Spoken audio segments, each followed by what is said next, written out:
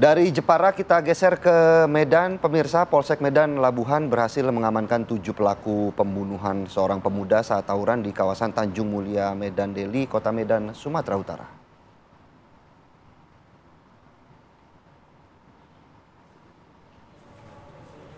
Ya, selain mengamankan pelaku, polisi juga menyita sejumlah senjata tajam. Ada 7 pelaku yang diamankan, yakni KS, DN, JA, FA, FBA, RR, dan HN yang berhasil ditangkap unit Reskrim Polsek Medan Labuhan di sejumlah tempat di kediaman pelaku di kawasan Medan Deli, Kota Medan.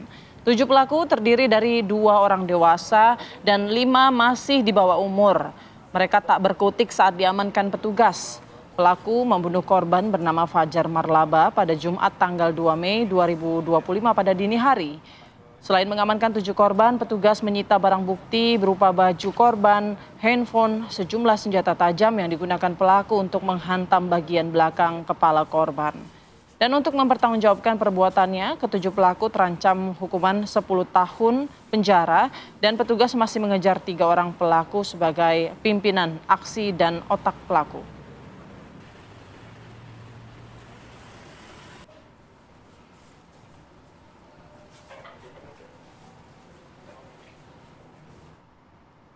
Ya, baik. Untuk memperbarui informasi, kita sudah terhubung dengan Kanit Reskrim Polsek Medan Labuhan, Ibtu Hamzarnodi. Selamat pagi, Pak Kanit. Reskrim Polsek Medan Labuhan, Ibtu Hamzarnodi. Selamat pagi, Pak Kanit.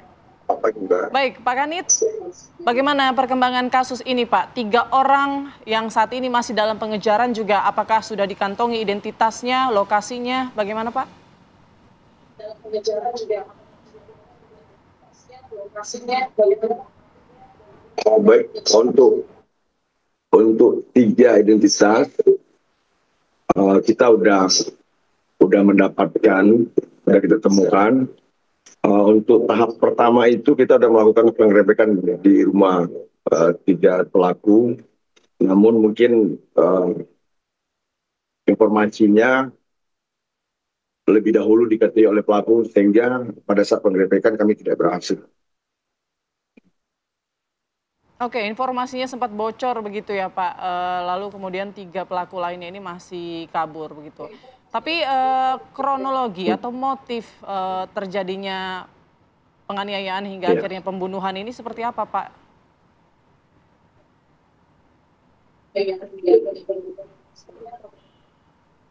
Kronologisnya ada 2 kelompok remaja. Kelompok remaja itu di satu kelurahan. Ya, mereka membentuk kelompok. Satu nama kelompoknya Remaja Independen, kemudian satu lagi Warguji. Nah, kedua kelompok ini awalnya aktif di medsos, kemudian sering ejek.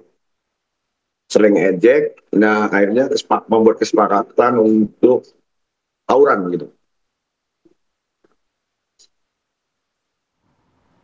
Sementara itu Pak, kalau dari pengembangan pada pihak saat kepolisian sendiri, kesepakatan ini itu kan timbulnya di pajak pagi namanya. Kemudian mereka rencana itu di pukul 2 lah untuk bermain tawuran. Nah sebelum mereka tawuran itu mereka udah menyiapkan senjata-senjata alat untuk yang bisa mematikan. Pak Kanit, apakah ini kan hendak tawuran? Apakah kemudian korban hanya 1 atau ada jumlah korban-korban lain, Pak?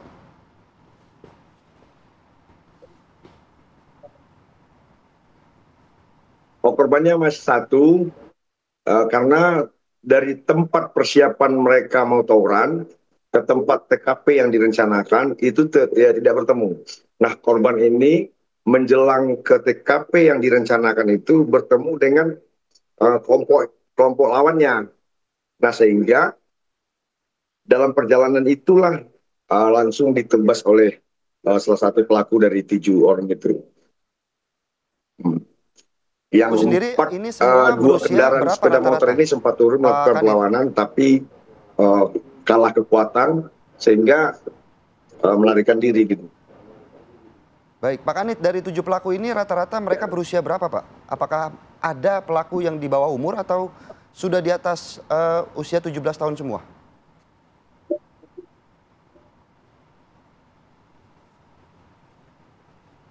Pelaku umurnya rata-rata 16 tahun, 16, 2 dewasa, 18 dan 20 tahun.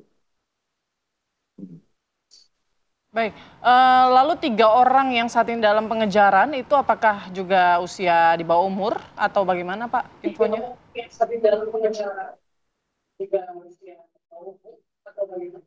Tapi dalam pengejaran. Yang 3 ini dewasa.